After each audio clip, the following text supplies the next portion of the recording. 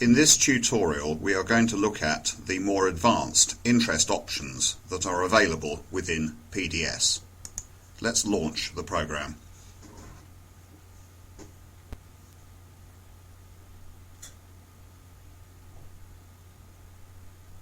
Let's open one of the projects we created earlier. In this case, let's choose the residential example. We could have used our example investment sale appraisal, as the interest calculation options are common to all projects within PDS. At present, we are using an overall interest rate of 8% per annum, which is applicable to the entire project. These days, interest is seldom that simple, and in most cases, more than one level will be involved. In this case, let's introduce an equity and debt level. This is done using the Finance Settings button. On the Finance Settings menu, there is an item for mezzanine interest giving you up to 5 levels, equity plus 4 mezzanine levels. In this case, let's choose the single mezzanine level. You can see that this has created 2 separate levels of interest. The top one being the bank and the bottom one being the equity level, normally the developer. In this instance, let's say the bank is lending 60% of the money, leaving the remaining 40% to be picked up via equity. Let's assume that the equity provider is not earning interest, so we will remove the 8% from there and put it in the bank's place.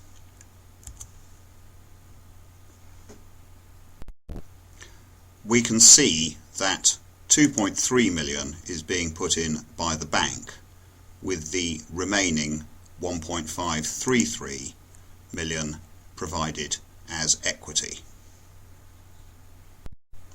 Looking again at the Finance Settings menu, we can see that interest is set to lender priority. This means that the equity goes in before the bank borrowing and comes out last.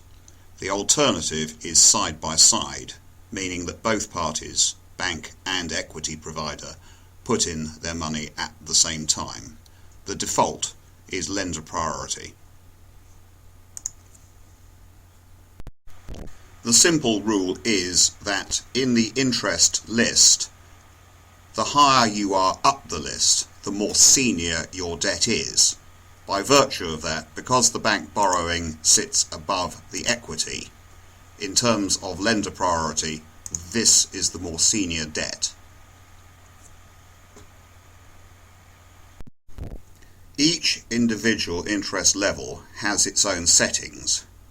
In this case, we have settings for the bank level and we have settings for the equity. The available interest settings for both the loans are similar. Let's have a look at the settings for the bank level. Your interest rate, in this case the 8%, can be charged and compounded at different periods. In this case, we are charging interest quarterly and we are compounding interest quarterly. We can use a fixed rate of interest throughout the term of the cash flow, or we can use a variable rate if we wish to change the interest rate during the course of the cash flow. We can also incorporate finance fees. If this is selected, 3 fee levels for the loan are displayed: an arrangement fee, a broker's fee in other words, a finance entry fee at the beginning of the loan, and a finance exit fee at the end of the loan. Let's assume the arrangement fee is 1% of the loan value, the entry fee is also 1% of the loan value, and the exit fee is 0.5% of the loan value. Next to these three fees are buttons which permit you to change when the fee is charged and whether it is a percentage of the loan or an amount. These buttons are also available for the entry fee and the exit fee.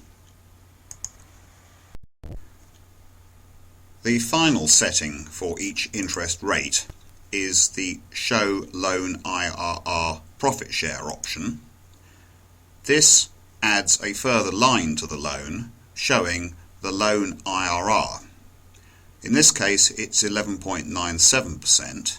This is higher than the 8% interest rate because it is also taking into account the entry fee and the exit fee. In some cases the bank will also receive a share of the profit. If we put in a profit share of 10%, we can see this figure, some £85,000, which will be paid over to the bank at the end of the project. You can see that this significantly increases the IRR level. If the bank is receiving 10% of the profit share, then the remaining 90% will accrue to the equity provider. So in this case, let's go to the interest settings for equity and enable the Show Loan IRR Profit Share. We can provide the 90% balance of the profit share here, or alternatively use the profit share button to enter this figure for us. You can see that from the point of view of the equity provider, even in the absence of interest, the 90% profit share gives a quite significant return in terms of IRR. Let's switch on the cash flow and look at the interest components as they occur on a month-by-month basis. For the equity level, we can see the level of borrowing, in this case consistent as it is used all our facility. The interest balance, there's no interest applicable in this case, and the interest and fees. From the bank's point of view, their level of borrowing is shown here. Remember that this is senior to the equity level. This row shows the bank borrowing at any point in time. The interest balance is the bank borrowing plus any rolled up interest. The line below is the interest rate per annum used, and the line below that is the interest and fees component, which is then accrued to the next balance brought forward. At present, our bank borrowing is senior to the equity level. Notice that if I use the finance settings to change from lender priority to side by side, the interest levels in both cases adjust in favour of the equity holder. Let's set those back to lender priority.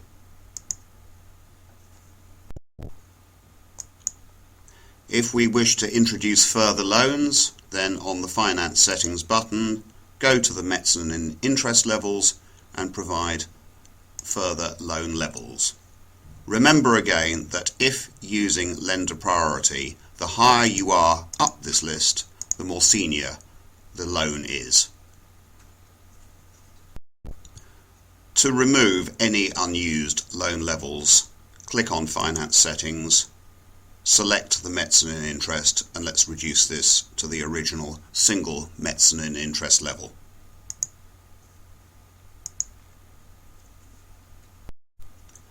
The other settings on the Finance Settings menu are Scheme IRR settings. These allow you to display an overall IRR for the project, either including or excluding interest. If you don't wish to show the IRR, then you can select Hide Scheme IRR. The final setting on the Finance Settings menu is the Use Accrual Interest option. If selected, this will show an accrual interest rate in the summary cash flow. If we put in a rate of, say, 3%, you can see that we earn a small amount of interest.